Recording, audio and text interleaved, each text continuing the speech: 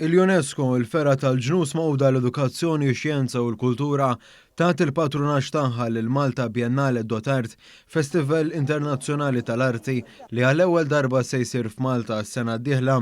Dan qed jitqies bħala rikonoxximent b'saħħtu ħafna għal dan l-avveniment prestiġjuż li għalkemm se jkun qed jintella fostna l-ewwel darba, ir-rispons għalih hu wieħed inkoraġġanti mill-artisti minn madwar id-dinja kollha u jikklassifika lil Malta Biennale Dotart bħala avveniment kulturali prinċipali għas-sena li ġejja. Dan kif jirriżulta li s'issa diġà hemm aktar minn 500 applikazzjoni minn artisti differenti minn 80 pajjiż differenti. Il-Malta Biennale Dotart se diskuti permezz tal-arti kontemporanja il-Mediterran bit-tema Baħar Abjad imsaġar taż-żebbuġ. Il-Biennale se jkun mifrux ma' Malta Għawdex l-aktar fis-siti storiċi ta' Heritage Malta, uħud minnhom iddikjarati bil-UNESCO bħala wirta patrimonju dinji bħalma il-Belt Valletta u l-Ġgantija Għawdex.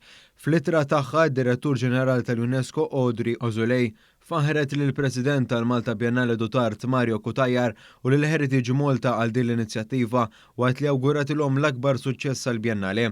Il-President tal-Malta Biennale Dotart Mario Kutajar għalli ta' sodisfazzjoni li Malta ġiet rikonoxxuta f'dan il-livell waqt li fisser l-importanza ta' din il-kisba. Għaliex il-UNESCO derila li għandha tagħti dan ir-rikonoxximent. Dan ir-rikonoxximent tagħtu l-patronaġġ tagħha. Il-UNESCO tagħtu għal raġuni li dan il-biennale jorbot mal-għanijiet li għandha il-UNESCO. Jorbot mal-għanijiet tagħha li permezz tal-kultura, permezz tal-arti niddialogaw f'dal każ il-Mediterran, il-problemi tal-Mediterran, il-kulturi fil-Mediterran, aspetti mill-kulturi tal-Mediterran, għax ta' bilħaq nifmu li bl-arti in-nies jitkellmu aħjar. Il-Malta Biennale Dotart se jiftaħ il-bibien tiegħu fil-11 ta' Marzu 2024 u jibqa' għaddej sa tmiem Mejju ta' wara. Dan l-avveniment qiegħed jittella b'kooperazzjoni wkoll mal-Ministeru għall-Affarijiet Barranin u Ewropew l-Kummerċ u l-Awtorità Maltija għat-Turiżmu l-MTA.